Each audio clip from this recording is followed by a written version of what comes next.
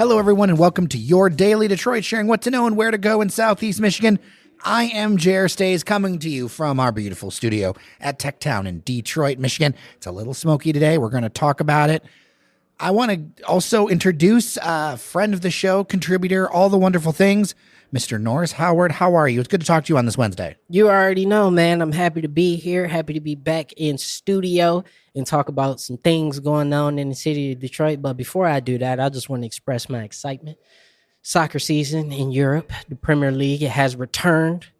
Arsenal, my beloved team. I was going to say, if people can't look at your laptop right now, the Arsenal sticker is front and center. Front and center. I love the Arsenal. I love my Gunners. You could catch us at McShane's on Match Day on Saturdays or Sundays.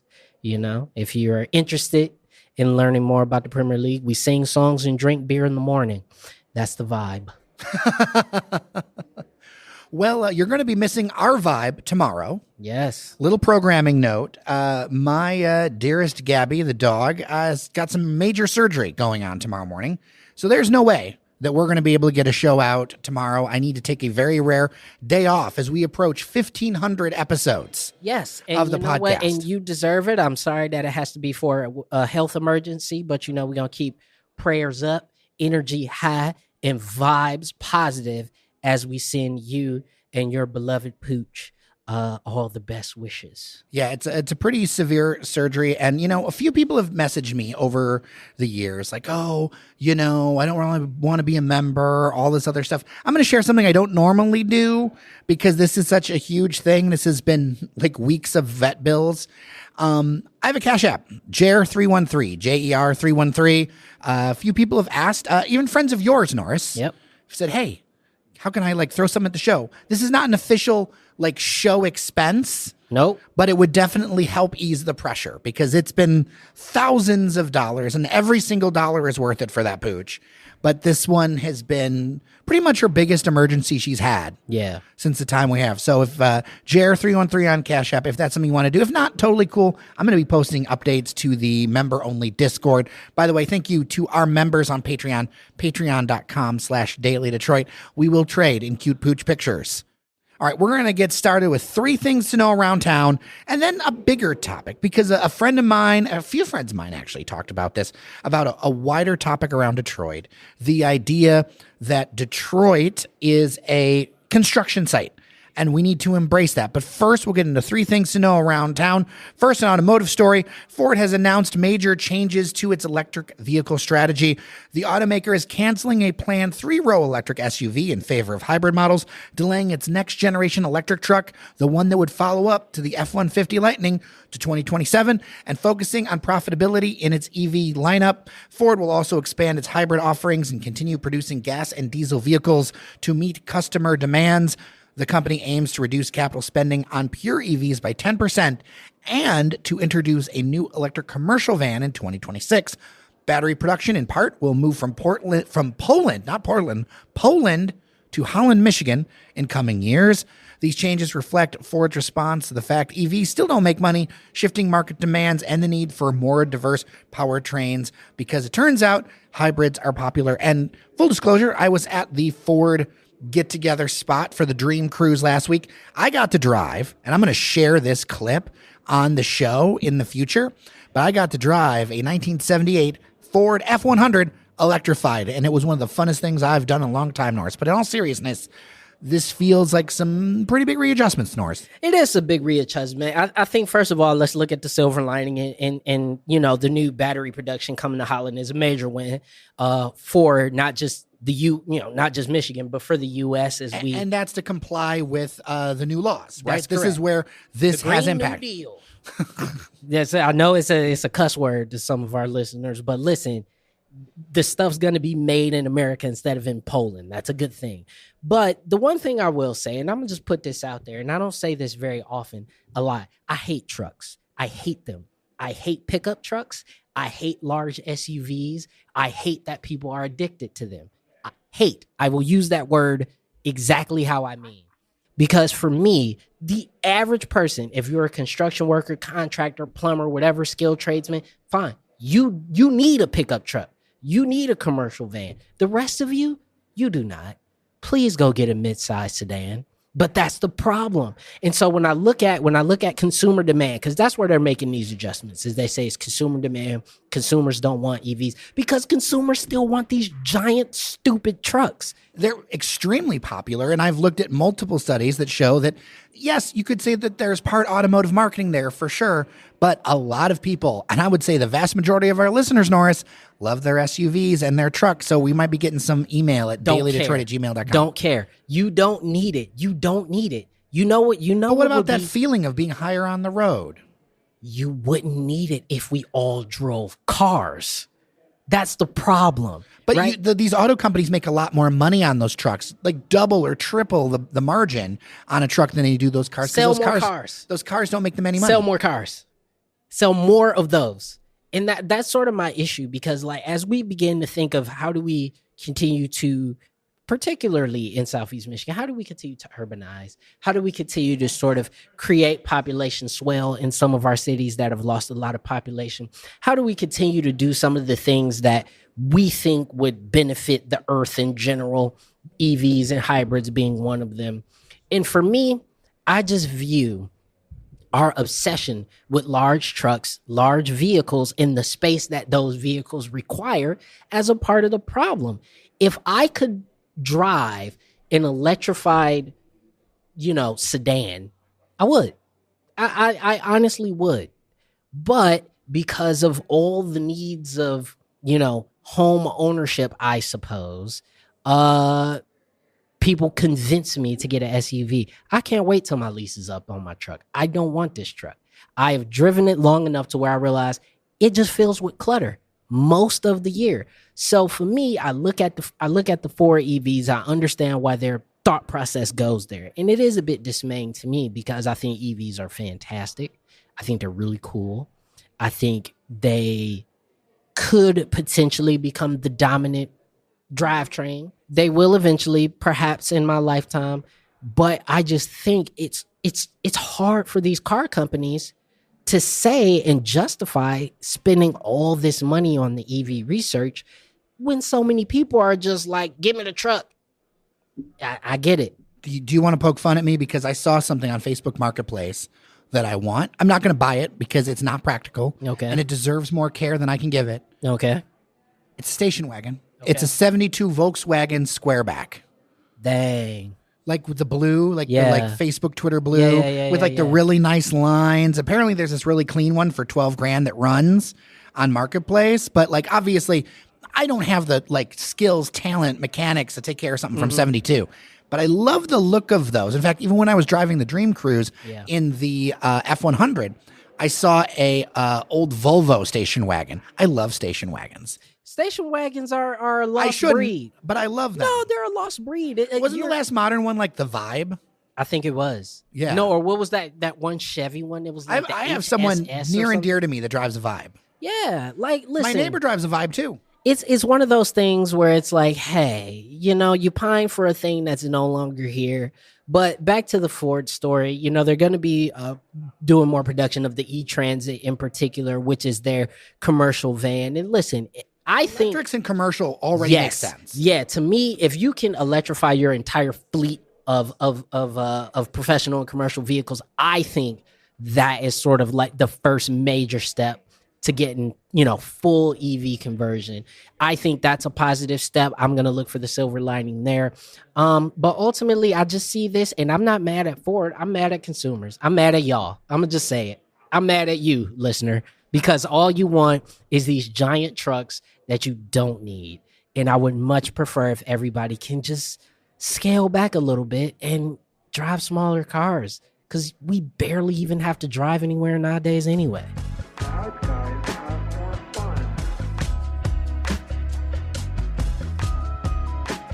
There is a giant mulch fire on Detroit's west side, truly messing up Detroit's air quality. Officials expect it to burn for days at Detroit Mulch. Detroit Mulch is on Prairie Street near Livernois and Linden. I could see the different colors in the sky this morning in the north end. And here in Midtown, I'll be honest, people are definitely smelling it. Reminds me of the days the incinerator, now demolished, was on. Oh, remember man, that? The one on 94. If you're fresh to the city like last year or two, you don't know. Yeah. I used to live in the cultural center when the incinerator, it's a beautiful neighborhood, but then the incinerator returned. I'm so glad that thing's demolished. Yeah, same here. Because like, if you were a Wayne State student, anytime before, when did it get demolished? 3 years ago? Well, it just got demolished, but turned off like 3 years. turned off. Yeah. If you were a Wayne State student, you knew off the rip, like, oh, the incinerator's on, because the entirety of Midtown would just have that raw, wet garbage smell. So I'm happy that's gone. But this mulch fire is pretty wild. I mean, I don't know enough about the intricacies of mulch burning, but I just think it sucks. I mean, it does. The fire department says that they're not ordering evacuations, but if you live in the immediate area, to keep your windows closed. I feel like you just got to be smart about this one. It's your beloved West Side. Yeah, so, I know. Listen, if you could come downtown for a little bit or go out to the west suburbs for dinner tonight, maybe that's what you should do for the next couple days, because it's pretty smelly and gross around the west side. The drone visuals are crazy with this one. And, there's been some comedic speculation online that this is a fire back, a return shot to the Canadians for their forest fires. That's not a big enough shot to back.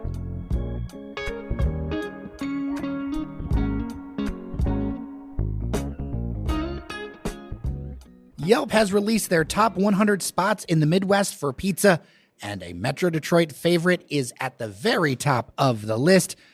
This is some great shine, frankly, for Detroit pizza, because it's something that we all love and kind of commiserate over.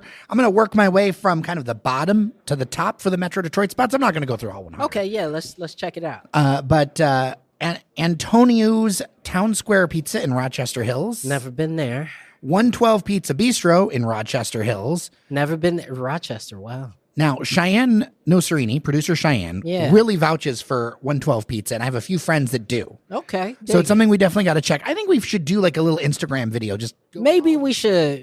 You know what? If y'all out there in Rochester, y'all bring the pizza to us, because I ain't driving to Rochester. I'm not doing it. I think me and Randy would do it. Okay, you guys can do it. That's just too far for me. Grandma Bob's is number 74. Grandma Bob's slaps. Always a great idea. Great options for vegans and gluten-free people. Buddy's Pizza, 69, with multiple locations. Yep, old classic. Now, is it just me, but it feels like Buddy's at Conant tastes different than Buddy's other places? This is maybe an unpopular opinion. Buddy's at Conant taste the best. I'm trying to figure out if it's nostalgia or the same thing. Like I should do. It's because them ovens is 1,000 years old, so they've been seasoned. You know what I'm saying? Like that's why. Like you get the dust. This is our ancient artifact history. Yeah, our version of Indiana Jones and the Tombs. Yeah, the crumbs and the dust from pizza's past all flavor those pies. One that I know is a big listener favorite, but I have not made it to, is number 23, Freddie the Pizza Man in Melvindale. Listeners keep telling me all the time I need to go check out Freddie, but their hours are a little bit more limited. I've heard of this place too. I also have not been, but good to see it keep going. Number 14 is Pie Sci in Detroit and Oak Park. You know what? I love the Pie Sci story, because Pie Sci, when it first opened up, it felt like it was odd. Obviously it was over there in Woodbridge, and it was on campus, but not on campus. It just felt like it was a weird place. But then it just, through the power of its product and how good that damn pizza is, they just have pushed right on along. Pie Sci is great, and I love that place. I think it has among the most unique pizzas. And that's why it's great. Because you go there and just get pizza there. Yeah, you go there and just get weird pizza, and they try new stuff. They're imaginative. Pie Sci is great. And then number 1, drum roll please, Louie's in Hazel Park. I gotta say this, as somebody who has never been to Louie's, I have heard many people tell me how good that pizza is, and I've just not tried it. I think I'm gonna go out my way this weekend and try it out. It's not that far away. And yeah. Do you like the thickness, Norris? Yes, I do. So what to me Louie's is, it's among the lasagnas of pizza. But because it's thick, it's very tasty and things like that, and lots of cheese and whatever. But you probably only need 1 or 2 slices. Is it square still? Yeah. Or is it's square? Yeah. Okay. It's a square Detroit style. It is part of the original family of pizzas, your Buddies, your Shields, whatever, your Clover Leafs, things like that. Got it. It is one of those original kind of pantheon. I think it's great. I love it, but there's only one location. And when you go there, it's going to be straight, like the outside. You're going to see the neon. You're going to be like, it is 1962. That's kind of dope, though. That's cool. And Chianti bottles hanging everywhere. Used cool. Chianti bottles from parties. No, that's super cool. And, now that this list has come out, I'm going to have to go this weekend because they going to blow up the spot and people going to be going there all the time now. So if you have a favorite, dailydetroit@gmail.com, and tell me if you want us to do like a little video or a little thing Detroit trying all Pizza these. Tour. The Daily Detroit Pizza Tour. Daily Detroit dishes. No, we need that. Sponsored by Shinola. Somebody Sponsored by somebody.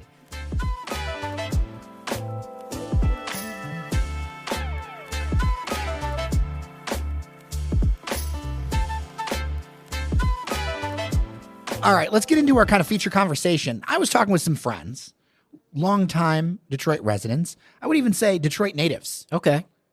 And they were like, hey, Jer, can you kind of give voice to this? Because it's something that, it's kind of tough to talk about. I want to hear what you think, Norris, because I was thinking about writing an editorial for the newsletter. We're going to talk it out first. If you make the decision to live in Detroit, I'm not saying work, live in Detroit, you need to understand that you are moving into a construction site. Fair.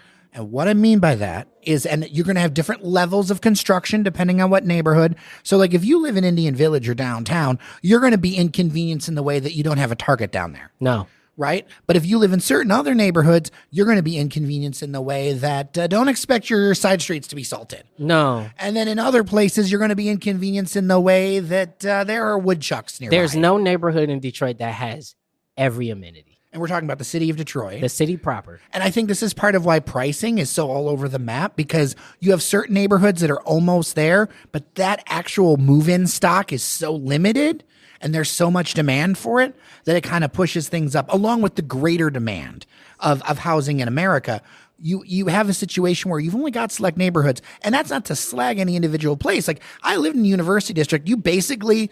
like, you don't know you're living in a disadvantaged city in the University District if you decide to keep yourself to University District and you live close enough to the suburbs of Ferndale, or if you go to the Mire up there and you're car-centric. None of this is walkable. Almost none of this is really walkable. But if you're car-centric, you can live up there and basically not, there are always issues, but it's going to feel very clean. Yeah. You know what I mean? And easy. And it was very easy. I mean, literally, I could text somebody that was part of the neighborhood association or the UDCA, and they would actually like meet up and like walk you from your car if you wanted. Yeah. And, I will say this, and I think construction zone is a good idea. I used to live, well, everybody knows I grew up in Brightmoor. And I lived in New Center. I've lived downtown. I've lived in Lafayette Park, in the areas of the city I've lived in, not counting like my family. So I've lived all over the city, have family all over the city.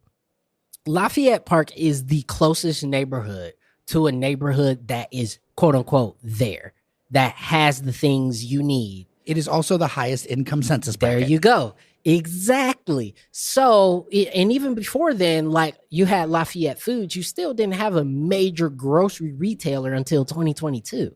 So even that neighborhood wasn't completely there, but with the Mire going up there, you still had, most of the things you needed in order to live in that neighborhood. There's schools, there were churches, there's restaurants, there's cafes, there's all the stuff that you would need. Including amenities. So that would be the closest thing. Outside of that, no other neighborhood has it all. Well, one friend of mine was talking to me about how the difference from when they were growing up as a kid on the east side, I want to say they grew up near 7 and like in the Meringue area, like 94 and Meringue on the west side of 94. And now where it's like, it's 4 or 5 minutes when the fire truck comes up nowadays. And to a Detroiter, this feels like a revelation. Or when I meet new Detroiters and they don't realize that there was years that I walked my dog with a flashlight on my head because none of the street lights worked, and how much progress we've made, but also understanding that like, because I've seen a raft of posts on Threads, everywhere else. I love Detroit, but it's too hard or this, whatever. I think and I see a bunch of stuff on YouTube. Oh, Detroit real estate, all this other stuff.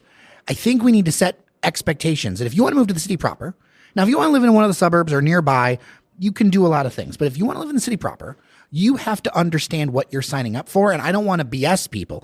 If you are into that, and I am into that, and I find value in putting your shoulder to the wheel and making it part of your day, that being in Detroit, you've got work to do, that's great. But I don't want to lie to people and say, even in the nicest neighborhoods, there isn't some sort of accommodation that you're going to have to make. No, I think that's 1,000% true. I actually, on my YouTube channel, have a video about this of like 5 important things to know when you move to Detroit. And one of them is like lack of mass transportation, the fact that you have to have a car, the fact that, yes, the weather here sucks for half the year, and you're going to have to deal with that because the city ain't about to help you out. Well, like with the mass transit thing, like, I was using the transit app to get here. I ended up, going another way. Why? Because all of the real-time trackers are out. There's 1/3 of the buses out and all the real-time trackers are out. So you can't really guess where you want to go, even if you've set up your life where it's only one bus line where you can get a bunch of stuff, which is Woodward, by the way. Yep. It's just something where I think there's upside. Look, I have friends that own multiple houses, have been able to build wealth without generational money behind them. People of color that have been able to advance. There is opportunity, but understand what you're signing up for here, that it is worth it, and there is upside, and there is great things, but this is not like turnkey. No, it's like going, people, in my opinion, who complain about certain things when they move to Detroit are like people who move to New York and complain about noise and garbage. It's like these are some of the basic things you should know before you even touch down. And I think the more and more that we start to have people from outside, not just Metro Detroit or Michigan, from other parts of the country that move here, is that, beyond just certain things you need to know, I think you have to understand how that impacts us culturally, how that impacts the ideology in the city of Detroit. We are not a complainer people. Like it's so interesting when I run into people who are not from here, is that I'm not saying all of us shouldn't strive to make a lot of things better, but you also have to understand the context in which Detroit exists. We're talking about a city operating under 1/4 of the population that it was planned for, right? So you cannot touch down here and have the expectation that you, California man or Texas man or Florida man or New York man or wherever you come from, are going to be the single embodying catalyst of change for an entire region overnight. It's not going to happen. You are going to have to work very, very hard and work in tandem with many, many people to improve the things around you. And I think ultimately that's good. That's a net positive. But you also have to understand why those things are the way they are before you start coming down from on high and talk about how everything sucks. I'm going to say something that's going to get me in trouble. Okay. I also think you need to know thyself and know if you're actually okay with black people. Wait a minute. Hold on, Jared. Now, hold on. I want to hear this thread of conversation because I you need to be not just you need to be not just like, and I'm not talking about the lawn sign. I'm not talking about the, everyone's welcome lawns. I mean, do you know black people? Are you comfortable with black culture? Are you comfortable with the fact that you're going to run into it on a regular basis? Like in my neighborhood, look, I'm more of a quiet guy, but you know what? On Sunday nights at Al Green plays. And you know what? It's a beautiful thing, but you know what? I will get in the way of anyone who goes to that house and tells them to stop to Al Green because he's been playing Al Green for 40 years. You need to understand that you are moving into, even if you move into a less diverse area, like you're moving into a black city with, we got a white mayor, but it's black power structures that interact with white power structures. Yeah. But if you're not okay with black people being in charge and black culture, I'm not sure this is a place you're going to find yourself happy. This is a very interesting thread, Jared, because I feel like obviously as a black person that these are things that honestly I just don't think about because I was born and raised and exist in them. It's like those people you're talking about, that is how the rest of the country operates. You don't have to think about the power structure and how it looks because it looks like you. Yeah. So I never grew up having to think about the power. I've spent most of my adult life as the extreme minority in the power structure, but understanding that I have outsized power because of who I am. Like there has been times I've been asked to speak or be part of things because they're like, hey, you know what? They'll listen to you. And that's also part of my responsibility. Yeah. But like I wanted to bring that up to you because I feel like some of the complaints that I see over time are Oh, you don't know where you moved. Yeah, it's interesting because I feel like we're talking a lot about culture clash when we're talking about that specifically. I feel like I feel like when people are downtown and you're living in sort of the apartment young professional lifestyle, that kind of there's not a lot of dissonance between the black professional culture and white professional culture. But that's like a few thousand people. Yeah, but we're talking exactly. You're talking about a very small sample size. When we blow, we're not even talking about. We're not even talking about. Let me put it this way: there's more than 630,000 people in the city. Okay.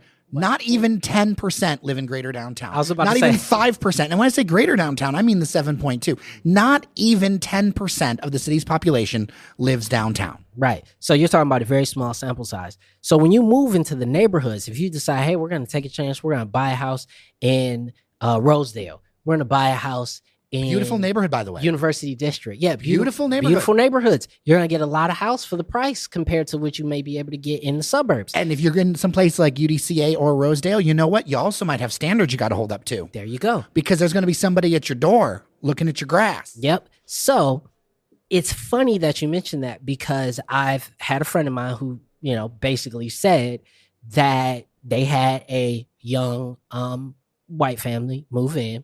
And, now all of a sudden, this person or this family is telling them, hey, you're parking, you're taking up too much space on the street when you're having your barbecues. You're playing your music too loud in your backyard. And let me tell you something. That's the last thing you want to tell a 60-something-year-old black lady who has worked her ass off to move her family from an area like Brightmoor or from an area like Southwest Detroit and move them to a Rosedale or a University District. You damn right. I am playing my music as loud as I want to in my yard, and I'm inviting my whole damn family over. And if you got an issue with that, this may not be the place for you. This is what I say to my fellow white people, because I get these questions. My fellow white people who are interested in Detroit, I believe that everyone is welcome to join in the city. What you are not welcome to do is to take over. That's right. You are welcome to join. You're welcome to be a part of it. Doesn't mean you can't have a voice. No, but understand. We want you to have a voice, actually. Yeah, like it doesn't mean that you don't have a right to say something. I mean, hell, I was born, my first house where I grew up was Van Dyke and Mac.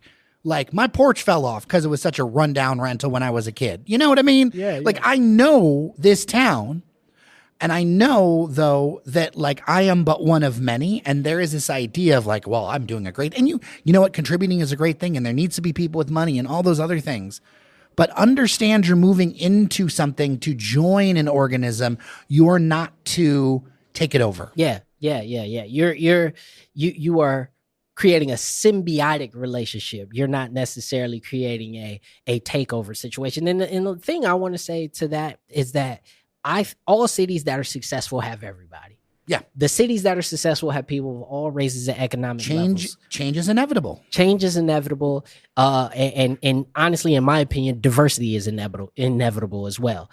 Here's the problem, and here's the thing that I want everybody to be very, very cognizant of, and this is of all races, is that not only is Detroit a majority black city, you have to understand the ownership, particularly that the black community of Detroit feels over the city of Detroit.